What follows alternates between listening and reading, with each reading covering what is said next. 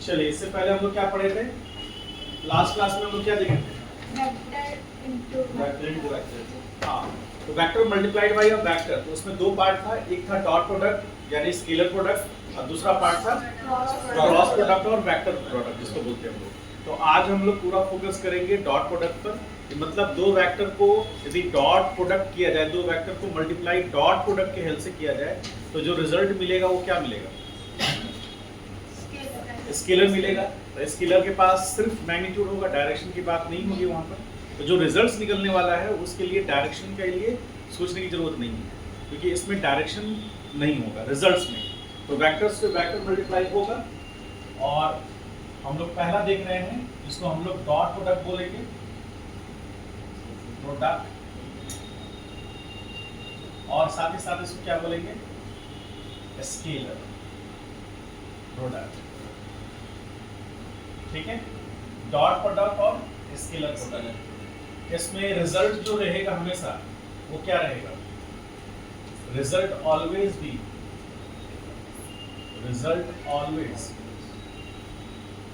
B scalar. ठीक है, result जब भी आएगा वो क्या आएगा? स्केलर आएगा। ठीक है, देखिए कैसे आएगा।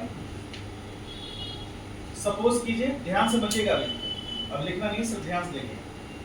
एक वेक्टर है ए, और एक वेक्टर टेल से, इसके टेल से ही जुड़ा है, दूसरा वेक्टर है दैट इज बी।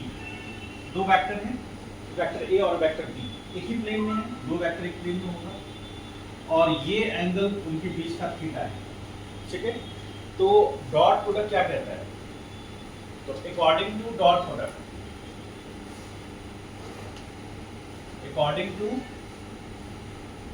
प्रोडक्ट, क्या लिखेंगे? A vector having dot product with vector B, result क्या आएगा? Mod of A vector into mod of B vector cos theta, where mod of A क्या रिप्रेजेंट करेगा? मैग्नीट्यूड ऑफ वेक्टर ए, और mod of B क्या represent करेगा? Magnitude of vector B. Theta क्या represent करेगा? Angle between vectors, कौन कौन से? ए एंड बी, ए और बी के बीच का एंगल ध्यान रखना है। स्मॉलर एंगल, दो वेक्टर जब टेल टू टेल अरेंज होते हैं तो उसमें स्मॉलर एंगल क्या कहलाता है? एंगल ऑफ वेक्टर्स कहलाता है, दो वेक्टर्स का। यहाँ भी स्मॉलर एंगल थीटा है, तो ये दोनों मिलकर क्या बनेंगे? ये दोनों इसके लिए क्या होंगे? ये थीटा जो एंगल बन रहा है वेक्टर ए और बी का, इसमें एंगल ऑफ वेक्टर होगा। ठीक है, अब यहाँ पर रिजल्ट जो आया वो हमको ध्यान रखना है। इसको थोड़ा सा और हम एक लेवल पे और एक्सप्लेन कर रहे हैं। देखिए क्या लिख रहे हैं, vector A dot vector B is equal to A B cos theta लिख सकते हैं। ऐसा लिख सकते हैं क्या? तो ये जो टर्म है ऐसे, इसको ब्रैकेट में ले लीजिए। ये ब्रैकेट में क्या रिप्रेजेंट कर रहा है? ध्यान से देखिए, बी कॉस थीटा। अब यहाँ से इसके सेंटर पॉइंट से हम ए पर, वेक्टर ए पर परपेंडिकुलर ड्रॉ कर रहे हैं। ये 90 डिग्री है, परपेंडिकुलर है, और तो इस पॉइंट पर है, एंड पॉइंट पर है। तो यहाँ पर ये जो टर्म है ये क्या बन जाएगा? बी कॉस थीटा बनेगा क्या? ये होगा। ठीक, तो ये बी कॉस थीटा, इसको हम लोग कह सकते हैं कि component of vector B along vector A, ये लिख सकते हैं क्या? Component of vector B along vector A. इसका मतलब है कि बी का ए के along क्या कॉम्पोनेंट होगा, और वो वैल्यू कितना होगा? B cos theta.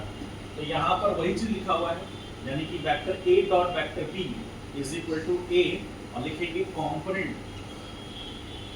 Component of vector B in the direction of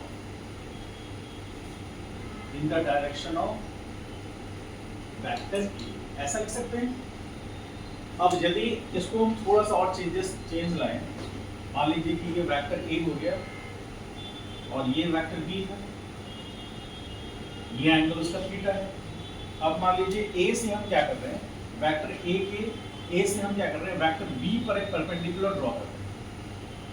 तो ये पॉइंट को हम मान लेते हैं, ये 90 डिग्री हो गया, इस पॉइंट को एन मान लेते हैं। तो यहाँ पर एक वेक्टर बनेगा, क्या ये ए कॉस थीटा होगा? बोलिए, होगा ऐसा? सेंटर पॉइंट ओ एम, तो ओ एम क्या कहलाएगा? ओ एम वेक्टर क्या कहलाएगा? बी कॉस थीटा कहलाएगा, बी कॉस थीटा। और यहाँ पर ओ एन है, तो ओ एन क्या कहलाएगा? ए कॉस थीटा कहलाएगा। ठीक है, और इसी को हम क्या बोल रहे हैं, ए कॉस थीटा को ही हम लोग क्या बोल रहे हैं? ए कॉस थीटा को ही हम लोग बोल रहे हैं component of vector A along vector B. और इसको लिखेंगे कैसे? उसी तरह जैसे vector A dot vector B किए, तो यहाँ पर b into A cos theta ऐसा लिख सकते हैं, लिख सकते हैं ना, क्योंकि हम जब भी इसको लिखना चाहेंगे a डॉट b, तो ये होता है ए बी कॉस थीटा। तो A B cos theta b को हटाए और a को साइड करके हम यहाँ पर ये लिख सकते हैं, ये लिख सकते हैं ना। तो ये बेसिकली क्या है, component of vector A along vector B होगा ऐसा। समझ पाए कुछ क्या हो रहा है? ठीक है, तो यहाँ पर ये कॉम्पोनेंट हुआ, यदि a cos थीटा ले रहे हैं, और यदि b cos थीटा ले रहे हैं, ये भी कॉम्पोनेंट हुआ। b cos theta vector a के अलोंग हुआ, और यहाँ a cos theta vector b के अलोंग हुआ। समझ पाए? क्लियर है? और उसका एक और कॉम्पोनेंट निकलेगा, वो बाद की बात है। अब जैसे एग्जांपल में हम यहाँ लेते हैं, एग्जांपल फर्स्ट एग्जांपल लेते हैं। मान लीजिए हमारे पास एक वेक्टर b है और एक वेक्टर a है, ठीक है, और वेक्टर b और a इनके बीच का एंगल 37 डिग्री, ठीक है, और वेक्टर a का जो मैग्नीट्यूड है वो 10 न्यूटन है, और वेक्टर b का मैग्नीट्यूड बराबर 5 मीटर है। ठीक है, आपसे पूछ रहा है कि फाइंड वेक्टर c बराबर what where c is equal to vector a dot vector b। मतलब c कैसे मिलेगा हमको?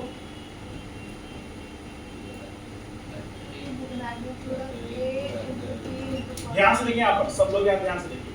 वेक्टर a को उसके साथ b के साथ डॉट प्रोडक्ट किए, मतलब मल्टीप्लाई किए डॉट के तौर पर, तो जो रिजल्ट आ रहा है उसमें कहीं डायरेक्शन है, b है क्या, फर्स्ट जो हमारा b वेक्टर उसका मैग्नीट्यूड, a क्या है, a वेक्टर का मैग्नीट्यूड, और cos थीटा, थीटा क्या उनके बीच का एंगल, कहीं भी डायरेक्शन है। यानी a डॉट b का जो रिजल्ट आ रहा है, जो भी टर्म आ रहा है, इस टर्म को हम मान लेते हैं थोड़ी देर के लिए, इस टर्म को हम c मान लेते हैं। तो c में कहीं भी डायरेक्शन है क्या? नहीं। c किसके बराबर है? a का b का मैग्नीट्यूड, a का मैग्नीट्यूड और cos थीटा, कहीं भी इसमें डायरेक्शन नहीं। तो हम मान लेते हैं कि c एक रिजल्ट है, ठीक है। तो c रिजल्ट है, तो c बराबर क्या है, a डॉट b, यानी कि हमको a डॉट b करेंगे तो c मिलेगा, है ना। तो a डॉट b करेंगे तो c मिलेगा, तो c is equal to a b cos theta हम लिख सकते हैं a डॉट b की जगह पर। तो a का मैग्नीट्यूड कितना दिया हुआ है, 10 न्यूटन है, और b का मैग्नीट्यूड कितना है, 5 मीटर। क्योंकि दो अलग अलग वेक्टर मल्टीप्लाई हो सकते हैं, इसलिए हम लोग ऐसा कर रहे हैं। यदि ऐसा रूल नहीं होता कि दो वेक्टर अलग अलग वेक्टर्स मल्टीप्लाई नहीं होते, तो हमको दोनों का यूनिट्स सेम रखना पड़ता, ठीक है। और cos थीटा, cos कितना, 37, पूरी दुनिया जानती है cos 37 का वैल्यू 4/5। तो ये कितना हो गया, 50, और इंटू 4/5 इंटू यूनिट क्या होगा, न्यूटन मीटर। तो फाइनल जो रिजल्ट आएगा वो c बराबर क्या हो जाएगा, ये आ जाएगा 10, तो ये आ जाएगा 40 न्यूटन मीटर। आप देखिए रिजल्ट में कहीं भी डायरेक्शन है क्या, मतलब c हमारे पास एक ऐसा क्वांटिटी है जिसका मैग्नीट्यूड कितना है, 40 न्यूटन। न्यूटन मीटर किसका यूनिट होता है, नहीं पता, कोई बात नहीं, आगे हम लोग पढ़ेंगे, ठीक है। बताइए आगे। उसको उतार लीजिए सीक्वेंस में, अच्छे से उतारिएगा।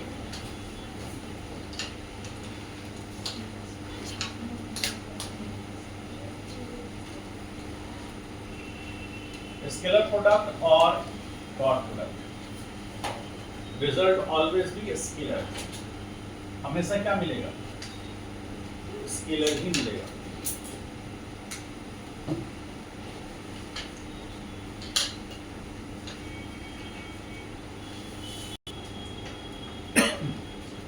आइए दूसरा एग्जांपल देखते हैं। एग्जांपल सेकंड, अभी कुछ लिखना नहीं है, सिर्फ देखिएगा क्या कहानी कैसे हो रहा है। मान लीजिए एक वेक्टर ए, उसका मैग्नीट्यूड सपोज 20 मीटर पर सेकेंड है, ठीक है, और एक दूसरा वेक्टर बी है,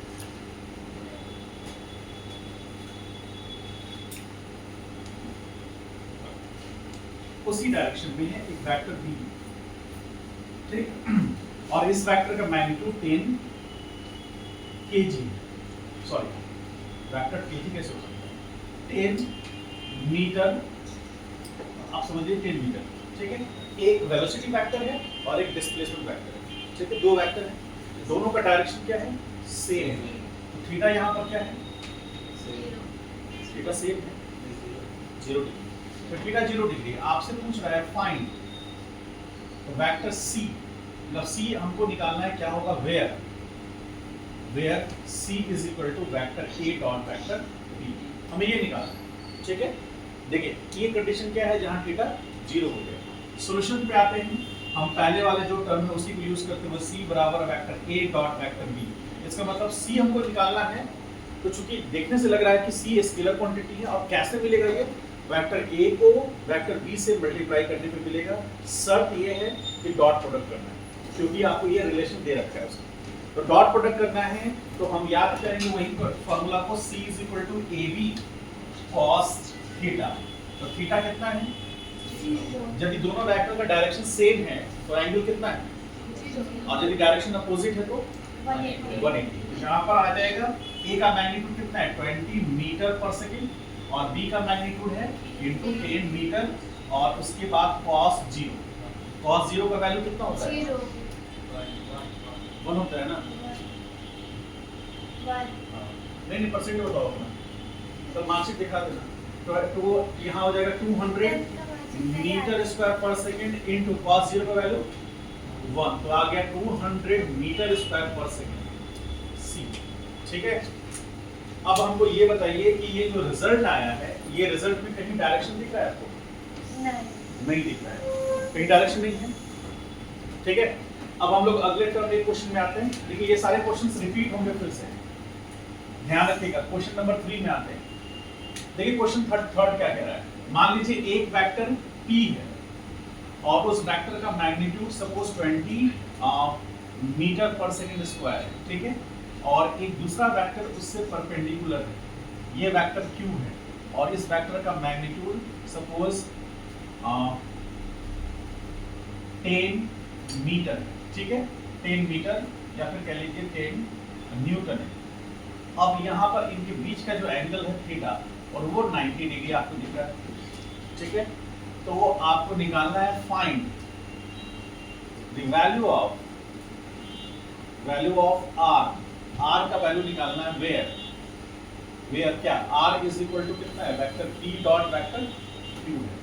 आपको पता है r कैसे निकलेगा, तो r is equal to p into q cos कितना 90, p का मैग्नीट्यूड कितना है 20 मीटर पर सेकंड स्क्वायर, और q का मैग्नीट्यूड कितना है 10 न्यूटन है, और फाइनली cos 90 कितना, तो cos 90 का वैल्यू 0 हो गया, पूरा रिजल्ट क्या हो गया, यानी कि r जो वेक्टर जो हमारा मैग्नीट्यूड आया है वो 0 आया है। इसका मतलब ये यहाँ से ये कंक्लूजन कर सकते हैं कि if two vectors are perpendicular to each other, then its dot product always be 0 होगा सर। यानी उनके बीच का जो डॉट प्रोडक्ट निकल के आएगा, दो वेक्टर यदि एक दूसरे से परपेंडिकुलर एक दूसरे से परपेंडिकुलर है, तो उनका जो भी डॉट प्रोडक्ट निकलेगा वो रिजल्ट क्या हमेशा आएगा, 0 आएगा। क्यों? रीजन ये है बिकॉज, बोलिए रीजन बोलिए, because the cos 90 always consider as 0, ठीक है। तो फुल रिजल्ट क्या हो जाएगा, सारा रिजल्ट 0 हो जाएगा। ये लाइन बहुत इंपॉर्टेंट है, आगे बहुत जगह पे यूज होगा, ये स्टेटमेंट बहुत इंपॉर्टेंट है, ठीक है। तो ये हम 3 चीजें यहाँ से सीखे। अब जैसे मान लीजिए एक अगला एग्जांपल, मान लीजिए क्वेश्चन नंबर 4 दे रहे हैं। इफ मान लीजिए एक वेक्टर है c और एक जस्ट उसके अपोजिट एक वेक्टर है, ये वेक्टर है d। अब खासियत क्या है, d वेक्टर का मैग्नीट्यूड 5 न्यूटन है और c वेक्टर का मैग्नीट्यूड 5 मीटर है। इनके बीच का ये सेंटर पॉइंट O हो गया, इनके बीच का एंगल आपको कितना दिख रहा है, हाँ 180 डिग्री होगा, ठीक है। थोड़ा सा इसको बड़ा बनाते हैं, साइड मैग्नीट्यूड दोनों का सेम है, ठीक है। अब दोनों का बीच का एंगल 180 है, हमको निकालना है मान लीजिए E वेक्टर, सो E निकालना है जो कि vector D dot vector C से बना है, या इसको ऐसे लिख दे, vector C dot vector D से बना है। तो यहाँ पर CD cos कितना होगा, 180 लिखेंगे, बोलिए C डॉट D बराबर C वेक्टर का मैग्नीट्यूड इनटू D वेक्टर का मैग्नीट्यूड और cos कितना 180। तो यहाँ पर C वेक्टर का मैग्नीट्यूड कितना है 5 मीटर, D वेक्टर का मैग्नीट्यूड कितना है 5 न्यूटन और यहाँ पर -1, तो ये कितना आ गया -25 न्यूटन मीटर E का मैग्नीट्यूड। समझ पाए, ये समझ पाए। यहाँ पर माइनस क्या रिप्रेजेंट कर रहा है, माइनस ये रिप्रेजेंट कर रहा है कि जो E जो हमारे पास स्केलर वैल्यू है, ये स्केलर वैल्यू जिस वेक्टर से बना है वो वेक्टर एक दूसरे से 180 डिग्री पर। बात समझ पाए, मतलब E ये स्केलर वैल्यू है। एक इंटरेस्टिंग पॉइंट है कि E स्केलर है, तो रिजल्ट हमेशा क्या मिलेगा, स्केलर। अब स्केलर नेगेटिव है, इसका मतलब है कि जिन दो वेक्टर के डॉट प्रोडक्ट से वो बना है वो वेक्टर के बीच का एंगल 180 डिग्री, अदरवाइज ये नेगेटिव नहीं आएगा। अब जैसे मान लीजिए कि cos नेगेटिव कब हो सकता है, cos नेगेटिव कब हो सकता है, बोलिए। हमको एक चीज ये बताइए कि यदि हम C डॉट D लिखते हैं तो C डॉट D मतलब C का मैग्नीट्यूड जो कि नेगेटिव नहीं हो सकता, D का मैग्नीट्यूड जो कि नेगेटिव नहीं हो सकता। अब जब भी कोई नेगेटिव हो सकता है तो cos का वैल्यू नेगेटिव हो सकता है। तो cos का वैल्यू कब नेगेटिव होता है, cos 180 आप काउंट करके बता सकते हैं ना, फर्स्ट क्वाड्रेंट में cos पॉजिटिव होता है, इसका मतलब 0 से 90 तक में cos का वैल्यू नेगेटिव नहीं होगा, 90 पर 0 हो जाएगा, 90 से 270 यानी कि पूरे 180 डिग्री में, यानी सेकंड क्वाड्रेंट स्टार्ट जहां होगा और सेकंड थर्ड क्वाड्रेंट जहां एंड होगा, उस ड्यूरेशन में आप यदि एंगल होगा किसके, दो वेक्टर के बीच में, तो आपको उनका मैग्नीट्यूड रिजल्ट जो आएगा वो नेगेटिव मिलेगा। समझ पा रहे हैं इस बात को, यानी कि यदि दो वेक्टर के बीच का एंगल 90 डिग्री से ज्यादा होगा और 270 से इक्वल या उससे कम होगा तो हमेशा हमको रिजल्ट जो मिलेगा वो नेगेटिव मिलेगा। तो हम ऐसा लिख सकते हैं क्या, ये लिख सकते हैं, if two vectors are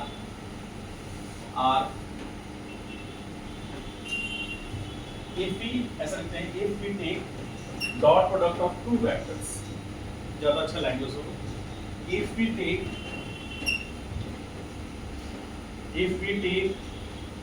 dot product of two vectors and if theta is greater or equal to 90 degree and less than equal to 270 degree, लिख सकते हैं ऐसा, then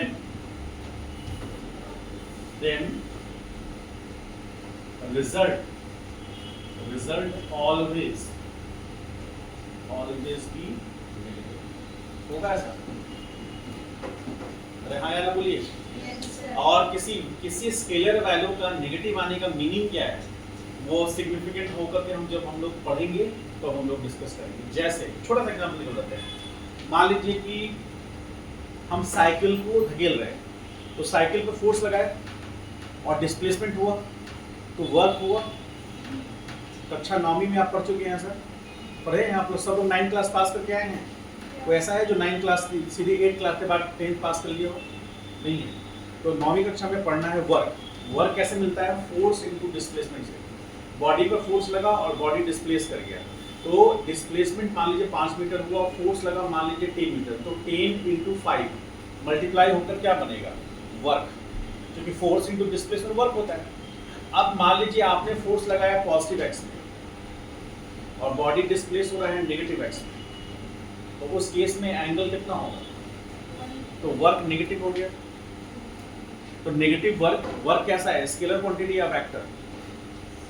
वर्क स्केलर है या वेक्टर है? वर्क का डायरेक्शन क्या होता है? फोर्स का डायरेक्शन तो तुम ले ही आना। स्केलर है। स्केलर है। हाँ, work is a scalar quantity, it doesn't have any particular direction, कोई डायरेक्शन नहीं है इसके पास। वर्क स्केलर क्वांटिटी, क्योंकि ये एनर्जी को रिलेट करता है। आपने वर्क किया, इसका मतलब आपने एनर्जी सिस्टम को दिया।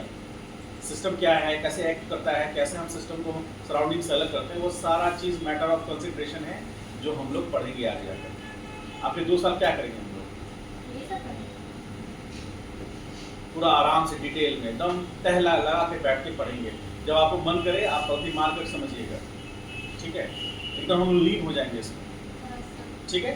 तो यही चीज़ हम लोग 2 साल करेंगे। अब समझिए आगे। तो बॉडी पर फोर्स लगा, बॉडी डिस्प्लेस हुआ। मान लीजिए फोर्स लगाया आपने नेगेटिव एक्स में, बॉडी डिस्प्लेस हो रहा है पॉजिटिव एक्स में, तो इस केस में फोर्स एक वेक्टर क्वांटिटी है, डिस्प्लेसमेंट एक, तो force dot displacement vector dot vector, तो रिजल्ट क्या मिलेगा? स्केलर, जो वर्क होता है। तो वर्क स्केलर क्वांटिटी है लेकिन नेगेटिव मिल रहा है। इसका मतलब है कि हमने जो वर्क किया उसके अंगेंस्ट, मतलब हमने जो फोर्स लगाया उसके अंगेंस्ट में बॉडी में डिस्प्लेसमेंट हुआ। इसका मतलब है कि बॉडी को ऑलरेडी कोई फोर्स लग रहा होगा या बॉडी कहीं और डिस्प्लेस हो रहा है, इसका मतलब उसको कोई और फोर्स लगा डिस्प्लेस कर रहा होगा। हमारे फोर्स से करना वो डिस्प्लेस नहीं करता। तो नेगेटिव वर्क मतलब सिस्टम पर वर्क करेगा, सिस्टम जो वर्क करेगा वो पॉजिटिव वर्क होता है और सिस्टम पे किया गया वर्क नेगेटिव होता है। ये हम लोग आगे जाके पढ़ेंगे, समझ गए? तो नेगेटिव वहाँ कहीं ना कहीं आने का मतलब ये है कि जिस डायरेक्शन में हमने फोर्स लगाया बॉडी का डिस्प्लेसमेंट उस डायरेक्शन में नहीं हुआ। यदि हम जिस डायरेक्शन में फोर्स लगाते उस डायरेक्शन में डिस्प्लेसमेंट होता तो ये सिचुएशन होता। समझ पाए?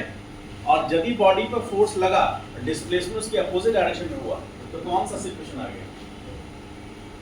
और इस केस में कभी भी वर्क पॉजिटिव नहीं होगा, क्योंकि आप जानते हैं कि ये कितना एंगल है।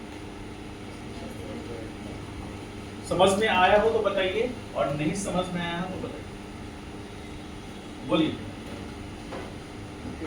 माइंड में आया? हाँ, 9th क्लास से लोग पढ़े हैं ना। वर्क बराबर क्या होता है?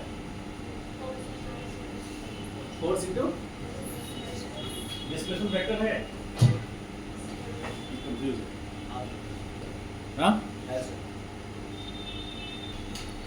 प्रॉपर्टीज ऑफ डॉट प्रोडक्ट, उसमें सबसे पहला प्रॉपर्टीज हम लोग पढ़ने जा रहे हैं, मतलब डॉट प्रोडक्ट की क्या क्या खासियत है, उससे हम लोग क्या क्या बेहतर रिजल्ट्स आउटपुट ले सकते हैं, उसकी अपनी खासियत है उसके प्रॉपर्टीज से।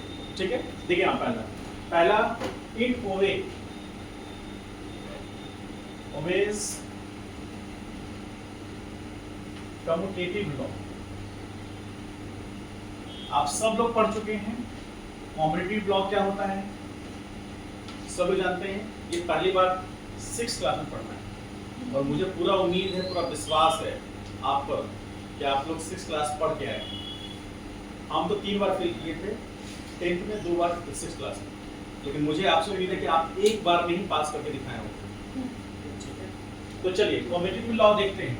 मान लीजिए हमारे पास vector A dot vector B है, तो इसका यदि हम ऑर्डर चेंज कर दें, तो यदि हम बी डॉट ए लिखें, तो यदि ऐसा हम कर पा रहे हैं तो वो कॉम्यूटेटिव लॉ को फॉलो कर रहा है। समझ गए? जैसे ए डॉट बी बराबर बी डॉट ए, यदि हो सकता है क्या? कैसे हम देखेंगे? जैसे a डॉट b बराबर क्या मिलेगा? ab cos थीटा होगा ऐसा। तो क्या हम यदि b डॉट a लिखेंगे तो ऐसा ही लिखेंगे क्या? उसको ab cos थीटा लिख सकते हैं क्या? हाँ ना बोलिए। हाँ लिख सकते हैं ना।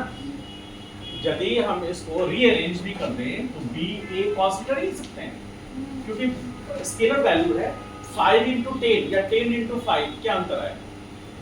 कुछ नहीं। इसका मतलब है कि हम a डॉट b यदि हम लिख रहे हैं तो वो किसके बराबर होगा? b डॉट a के बराबर क्यों हो सकता है? कोई इसमें दिक्कत नहीं। ठीक है, सेकंड आ जाइए। इट फॉलो डिस्ट्रीब्यूटिव लॉ, ये भी छठे क्लास में पढ़ना और मुझे पूरा यकीन कि आपको याद होगा, है ना? याद है ना? हाँ, 6th क्लास में पास कर लिए हो आप लोग में। कोई है जो 6th क्लास फेल किया है मेरी तरह? कोई नहीं है आप लोग में से? है कोई 7th क्लास पास किए हैं आप लोग? कोई है जो 7th क्लास फेल किया होगा? सर जी घर पे बैठ के उस टाइम पे लॉकडाउन। ओह शिट, हाथ में कोरोना हो गया मेरे। एनसीईआरटी की किताब खोल नहीं पा रहे थे, लोगों को लंग्स में हो रहा था, थ्रोट में हो रहा था, मुझे हाथ में हो गया। नहीं मैं हाथ पे ऐसे करके बैठी थी, मैं किताब खोल नहीं पा रही थी।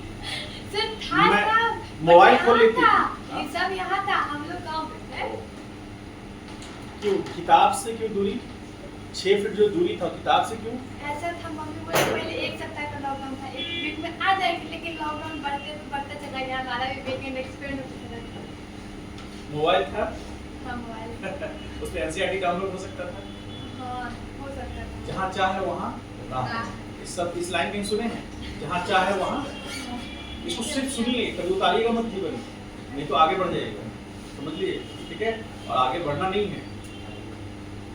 जहाँ चाहे वहाँ सुने कभी? थैंक गॉड अभी भी वही है आप। चलिए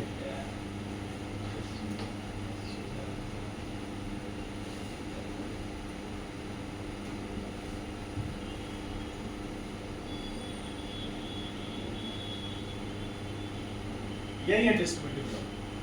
इसके लिए इतना सुना दी कि सर फर्स्ट बेल लॉकडाउन हो गया था, सेकंड लॉकडाउन हो गया, इसी के लिए। नहीं आप पूछे तब आपको बता दिए।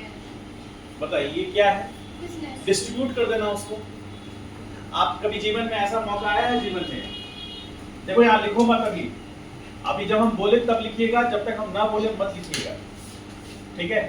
जैसे मान लीजिए 5 into 6 plus 2 है, तो क्या 5 into 6 plus 5 into 2 लिख सकते हैं क्या? आप जानते हैं ऐसा कर सकते हैं, किए कभी जीवन में? Yes, तो आप डिस्ट्रीब्यूटिव लॉ कर दिए, पता ही नहीं आपको कि इसको डिस्ट्रीब्यूटिव लॉ बोलते हैं, ठीक है? इस कहानी से क्या शिक्षा मिली कि 6th क्लास में एक बार और 7th क्लास में 2 बार फेल करिए, तब आपको ये समझ में आएगा। और 10th फेल कर दिया आपने। हाँ सर जो केमिस्ट्री के टीचर आए थे ना, वो भी बोले कि अच्छा हुआ हमसे मेरा 10th का मार्क्स नहीं पूछा। उनका भी अच्छा था। आप बोल दें कि जब मुझे विजिट कराते हो तो 3 बार फेल किए हैं। तो क्या बोलेगा वो? मेरा भी जैसे हो भाई, इसी के आसपास। तो सोचिए हम और खासियत क्या है दोनों का? और कुछ खासियत होता है? सिमिलरिटी? दोनों चश्मे से हाँ? वो पीएमसीएस से पास आउट है। फिर इससे पता चलता है पास होने के लिए एक बार फेल होना जरूरी है। ऐसा कोई नहीं। 3 बार। आप लोग नेगेटिव इन्फ्लुएंस हो रहे हैं कि बाबा हम अच्छे टीचर कैसे बन रहे हैं, हम तो पास करके फर्स्ट आएंगे। चलो जाइए बताइए साल लिखिए, और प्रॉपर्टीज डिस्कस करते हैं। अपना व्यवस्था ठीक रखिए, अपना व्यवहार अच्छा रखिए। आइए थर्ड पॉइंट में देखते हैं। तो इसमें क्या हुआ? a dot b plus a dot c results, ये यहां से जो रिजल्ट्स आएगा वो इससे भी आएगा, सेम आएगा, ठीक है? 2 हो गए, थर्ड आ जाइए। थर्ड को ध्यान से समझिएगा। यदि 2 वेक्टर के बीच का एंगल 0 डिग्री होगा, मान लीजिए कि एक वेक्टर है a और एक वेक्टर है बी, ठीक है। दोनों के बीच का एंगल कितना है यहाँ थीटा 0 डिग्री। हम लोग पहले भी डिस्कस कर चुके हैं। तो मान लीजिए कि रिजल्ट सी है, तो सी बराबर क्या है a डॉट बी। तो सिंपल दोनों के बीच का एंगल यदि 0 है तो cos 0 कितना होगा 1। तो यहाँ पर सीधे सीधे हम क्या लिख सकते हैं a और b लिख सकते हैं ना। यदि मान लेते हैं कि लेट थोड़ा देर के लिए मान लेते हैं let mod of a is equal to mod of b, तो क्या लिखेंगे c बराबर क्या हो जाएगा a स्क्वायर होगा। अरे a का मैग्नीट्यूड बराबर b के मैग्नीट्यूड, दोनों को हम a मान लिए तो a स्क्वायर नहीं हो जाएगा। तो यहाँ a स्क्वायर हुआ। अब हमको एक चीज बताइए, यूनिट वेक्टर आपको पता है यूनिट वेक्टर किसको कहते हैं हम लोग? मतलब ये ऐसा वेक्टर जिसका मैग्नीट्यूड 1 है। तो फॉर यूनिट वेक्टर्स, ध्यान से देखिएगा, लिखना नहीं है, यूनिट वेक्टर्स के लिए हम लोग लिखते हैं। तो मान लेते हैं कि i cap dot i cap लेंगे तो रिजल्ट क्या आएगा? बोलिए। सबसे पहले i कैप का मैग्नीट्यूड कितना होगा 1, फिर i कैप का भी मैग्नीट्यूड 1 होगा। अब ध्यान से देखिए, तो यहाँ पर हम ले रहे हैं i कैप का मॉड इनटू i कैप का मॉड इनटू cos कितना, cos 0 होगा। i कैप किधर डिफाइंड होता है? रवि तुम बोलो, i कैप किधर डिफाइंड होता है? नहीं पता है तो पीछे लेक्चर्स नहीं देख रहे हो? साहिल लेफ्ट राइट क्या? तुम्हारा लेफ्ट कि मेरा लेफ्ट? तुम्हारा लेफ्ट। तुम्हारा किस लेफ्ट किस साइड में तुम बैठे हो? उसका लेफ्ट किधर होगा? इधर होगा। अरे इधर मेरी तरफ आ गया तो लेफ्ट इधर हो गया। ओह गड़बड़ा गया बैठे। तुम बताओ।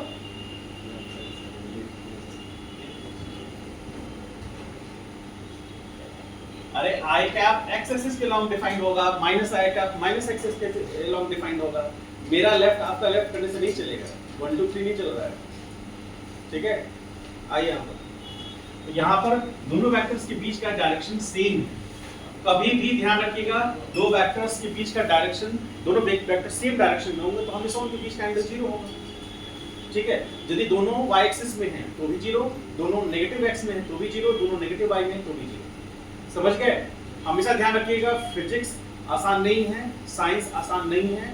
आसान तब है जब आप रेगुलर मेहनत कर रहे हैं। अदरवाइज जितना मैग्नीट्यूड आप आर्ट्स को पढ़ने में दीजिएगा उतना मैग्नीट्यूड साइंस को पढ़ने में दीजिएगा तो साइंस आर्ट्स को हो नहीं सकता, वो आपको 10 जगह लपेट देगा, ठीक है। ये ध्यान रखिएगा। आर्ट्स को पढ़ने के लिए यदि मैग्नीट्यूड 2 घंटा पर डे है तो साइंस को पढ़ने के लिए कम से कम 6 घंटा पर डे है, हमेशा तीगुना होगा उससे, तब आप साइंस को एंजॉय कर पाएंगे। आइए, तो यहाँ 0 हो गया। अब यहाँ पर इसका मैग्नीट्यूड तो 1, इसका मैग्नीट्यूड 1, तो ये 1 स्क्वायर बराबर कितना 1। इसका मतलब i cap dot i cap का रिजल्ट क्या होगा 1 होगा। ये बोलिए हाँ या ना, ठीक है। अब ये हमारा फर्स्ट रिजल्ट है a, इसको हम मान लेते हैं फर्स्ट। सेकंड देखिए क्या है, j cap dot j cap, क्या रिजल्ट आएगा 1। थर्ड में आ जाएंगे k cap dot k cap, result क्या आएगा 1। फोर्थ में आ जाएंगे। अब आइए i cap dot j cap, क्या रिजल्ट आएगा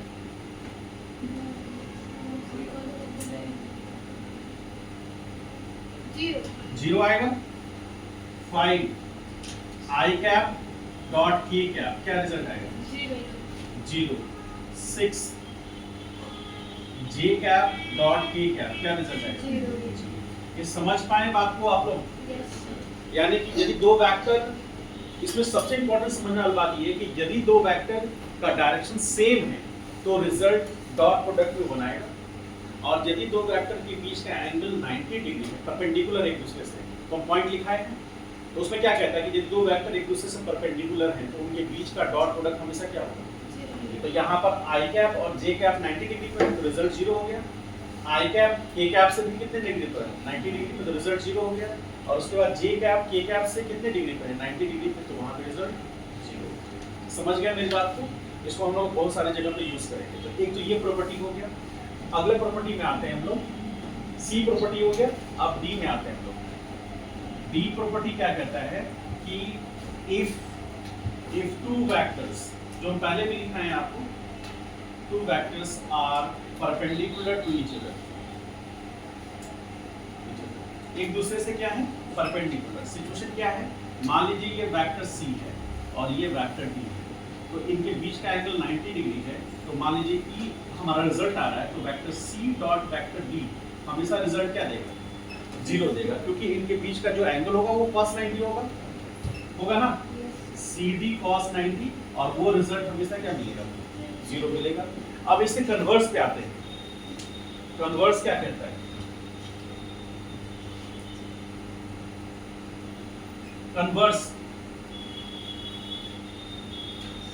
कन्वर्स में क्या होगा, ऐसा होगा क्या, मतलब यदि हम लिख दें कि if the dot product of two vectors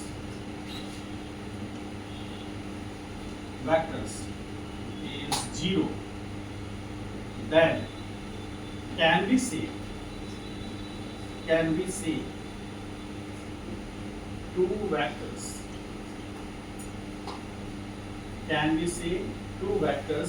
are perpendicular to each other?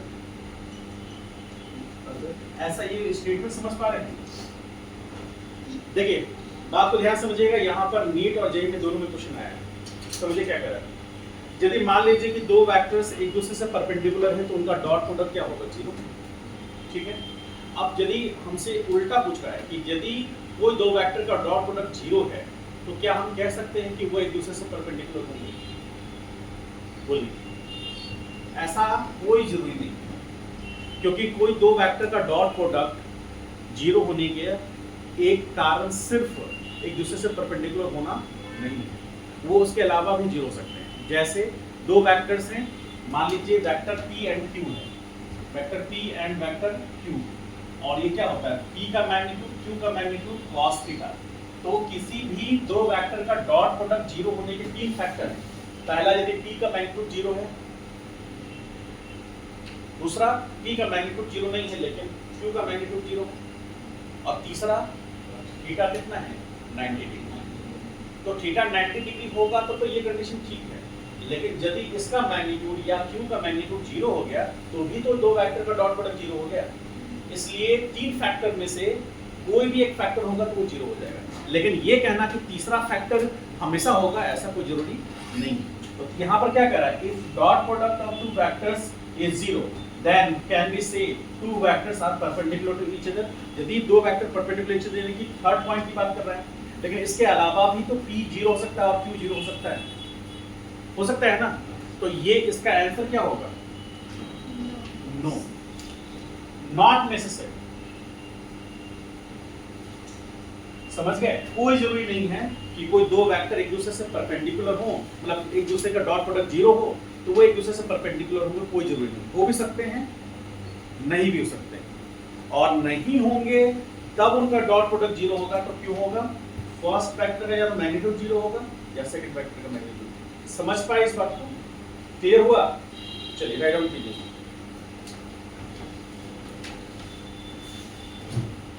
एक दो क्वेश्चंस करेंगे इस पर, किसी को कोई डाउट है तो बोलिए, और पीछे वाला बैकलॉग्स क्लियर कर लीजिए सब लोग।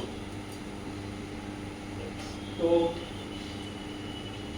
दो वेक्टर हैं, उनका हमको डॉट प्रोडक्ट निकालना है, रिजल्ट्स। तो मान लीजिए कि C इसका रिजल्ट है, तो C बराबर क्या होगा, vector A dot vector B होगा। हम ये पढ़ते हैं कि यदि किसी दो वेक्टर का डॉट प्रोडक्ट निकालना है तो हम A डॉट B करेंगे। अब हमको यहाँ पर खासियत क्या है, ध्यान से इस मेथड को समझिएगा, बहुत डिफिकल्ट मेथड नहीं है, इजी मेथड है। x1 i cap plus y1 j cap plus z1 k cap, ठीक है, डॉट यहाँ पर x2 i cap plus y2 j cap plus z2 k cap. ध्यान से देखिए इसको। तो अब हमको डॉट प्रोडक्ट करना है, हम कैसे मल्टीप्लिकेशन करते हैं, मल्टीप्लिकेशन हम कैसे करते हैं, शुरुआत से जैसे मल्टीप्लाई करते हैं उसी तरह चलेंगे। मान लीजिए ये वाला जो टर्म है, इस टर्म को इस वाले टर्म से मल्टीप्लाई करेंगे, फिर मान लीजिए कि इस टर्म का इससे हो गया तो इस वाले टर्म को हम इससे मल्टीप्लाई करेंगे, फिर इसी वाले टर्म को हम थर्ड वाले टर्म से मल्टीप्लाई करेंगे, तीन प्रोडक्ट यहाँ आएंगे। होगा ऐसा हम लोग करते हैं ना, वैसे ही करना है। क्या? या आप लोग में इसको ऐसा किए होंगे कि इसको इन तीनों से नहीं, इसको इससे और फिर इस वाले को फिर इससे, या फिर ऐसे करते हैं, जो मेथड आपको फॉलो करना है। लेकिन हम लोग क्या करते हैं, मान लीजिए हम किसी एक को एक सेक्शन में यहाँ पकड़ते हैं, यहाँ टोटल कितने सेक्शन हैं? 6। पहला वाला उसका फर्स्ट को इसके फर्स्ट, फिर इसके फर्स्ट को इसके सेकंड, फिर इसके फर्स्ट इसके थर्ड को थर्ड, 3 आएगा। फिर इसको करेंगे इसके फर्स्ट से, इसी को करेंगे सेकंड से, इसी को करेंगे उससे, फिर 3 आएंगे, और फिर इसको करेंगे तीनों से, फिर 9 आ जाएंगे टोटल। तो 9 रिजल्ट्स आएंगे। देखिए यहाँ पर तो पहला रिजल्ट क्या कह रहा है? पहला रिजल्ट कह रहा है, ध्यान से देखिए, x1 into x2 into i cap dot i cap, ऐसा लिख सकते हैं, होगा। जब x1 i cap को x2 i cap से मल्टीप्लाई करेंगे तो होगा सर, ठीक, प्लस x1 into y2 इन, अब यहाँ क्या आ जाएगा, i cap dot j cap आ जाएगा। बोलिए हाँ या ना? होगा। अब इस बार हमने क्या किया, ये फर्स्ट है, ये सेकंड है, ये थर्ड है, ये फोर्थ है, ये फिफ्थ है, सिक्स्थ है। फर्स्ट को फोर्थ से किया तो यह है, फर्स्ट को फिफ्थ से किया तो यह है। अब फर्स्ट को 6 से करेंगे तो क्या आएगा, x1 into z2, और यहाँ पर क्या आ जाएगा, i cap dot k cap, होगा ऐसा? क्लियर है? तो x1 i cap को इन तीनों से कर दिए, 3 रिजल्ट्स आ गए। अब हम क्या करेंगे, 2 को 4 से, तो प्लस 2 को 4 से लिखेंगे तो y1 into x2, और ये j cap dot i cap होगा। बोलिए हाँ या ना? 2 को 4 से किए हैं, अब 2 को 5 से करेंगे तो कितना आ जाएगा, y1 into y2 j cap dot j cap, होगा ऐसा? बोलिए, समझ में आ रहा है? किसी को नहीं समझ में आ रहा तो पूछ लो अभी। समझ में आ रहा है? ठीक, अब ये हो गया। अब 2 को किससे करेंगे, 6 से, तो 2 को 6 से करेंगे तो यहाँ क्या आएगा, y1, और यहाँ z2, और यहाँ j cap dot k cap, हो गया। तो हमारे पास 3 + 3 6 रिजल्ट्स हो गए। अब हम थर्ड वाला जो टर्म है उसको 4 से तो एक रिजल्ट आएगा, थर्ड वाला टर्म को 5 से करेंगे तो दूसरा रिजल्ट आएगा, थर्ड वाला टर्म को 6 करेंगे तो 3 रिजल्ट्स आएंगे। तो 3 + 3 + 3 9 रिजल्ट्स होंगे ना। तो अब आइए हम ऊपर करते हैं। अब देखिए, z1 into x2, और रिजल्ट में यहाँ पर k cap डॉट कितना, i cap होगा, प्लस अब इसको फिर किससे करना है, सेकंड वाले से, तो z1 into क्या लिखेंगे, y2, और रिजल्ट में क्या आ जाएगा, k cap dot j cap। उसके बाद अब लास्ट क्या बचा, plus z1 into z2 k cap dot k cap, होगा ऐसा? आपको पता है कि i cap dot i cap का रिजल्ट क्या होगा, 1 होगा, ठीक, और i cap dot j cap का रिजल्ट 0 होगा। तो ये टर्म 0 हो गया, क्योंकि ये 0 होगा तो पूरा टर्म 0 हो गया ना। अच्छा, i cap dot k cap का रिजल्ट 0, तो ये टर्म भी 0 हो गया। यहाँ पर j cap dot i cap 0, ये भी 0 हो गया। अब i cap यहाँ पर j cap क्या होगा, 1 होगा, और यहाँ पर 0 हो गया।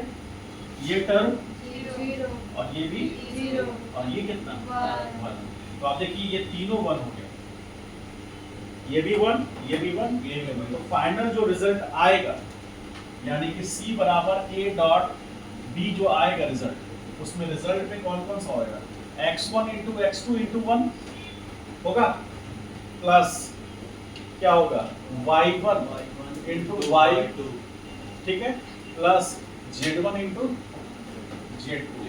ये C रिजल्ट आएगा। कहीं पर भी डायरेक्शन है यहाँ नहीं है, इसका मतलब है कि जो डॉट प्रोडक्ट हुआ वो रिजल्ट का हमारा स्केलर वैल्यू हुआ। समझ में आया? तो अब हमको एक चीज समझ लीजिए, अब हमको हर बार इतना करने की जरूरत नहीं, हमको सिर्फ ध्यान रखना है कि i cap वाले को i cap के साथ, j cap वाला टर्म को j cap के साथ, और z cap z होगा तो z वाला जो टर्म है उसको z के साथ मल्टीप्लाई कर देना है। जस्ट एग्जांपल देखिए, एग्जांपल यदि इतना आसान हो तो इतना क्यों किए, इसलिए क्यों, क्योंकि आपको कंपेयर करने में आसानी हो कहाँ पर हम कितना इजी कर पाएंगे। तो यहाँ पर देखिए, मान लीजिए कोई वेक्टर p है और vector 3i cap minus 2j cap plus k cap है, ठीक है। और वेक्टर q है कितना i cap minus i cap plus j cap और माइनस 2k कैप, ये है। तो हमें क्या निकालना है, हमें रिजल्ट r निकालना है जो कि vector p dot vector q से बनेगा। तो हमको क्या करना है, i कैप वाले i कैप को मल्टीप्लाई करना है, तो 3 into 1 प्लस j कैप वाले को j कैप के साथ माइनस 2 into 1 और प्लस k कैप वाले को 1 into माइनस 2, ठीक है। तो फाइनल रिजल्ट 3 और ये कितना माइनस 2 और ये कितना माइनस 2, तो कितना आ गया माइनस 4। तो 3 minus 4 is equal to minus 1। होगा रिजल्ट ये सही है? बोलिए, समझ में आया तो बताइए। तो हमें क्या करना है, जब भी कोई रिजल्ट इस तरह का रहेगा, डॉट प्रोडक्ट निकालना है हमको। यूनिट वेक्टर एक टर्म में दिया रहेगा, तो डॉट प्रोडक्ट निकालना, तो आई कैप वाले को आई कैप के साथ, जे कैप वाले को जे कैप के साथ, के कैप वाले को के कैप के साथ। अब मान लीजिए एक क्वेश्चन और एग्जांपल में, एक क्वेश्चन दे दिया, मान लीजिए वेक्टर सी जो है वो 3i कैप प्लस के कैप है और वेक्टर डी जो है वो जे कैप प्लस 5k कैप, ऐसा है। तो पहले वाले में जे नहीं है, दूसरे वाले में आई नहीं है, तो हम वेक्टर सी को कैसे लिख सकते हैं, वेक्टर सी को लिख सकते हैं 3i cap plus 0j cap plus k cap, ऐसे लिख सकते हैं। और वेक्टर डी को हम क्या लिख सकते हैं, 0i cap plus j cap plus 5k cap. अब हमको क्या निकालना है, ई बराबर vector C dot vector D, तो वही करेंगे, उसके साथ मल्टीप्लाई, तो ये 0 प्लस ये टर्म कितना 0 और ये कितना 5, तो E इज इक्वल टू क्या हो गया, समझ पाए? ये समझ में आया? अरे आया या नहीं आया? तो आया तो छाप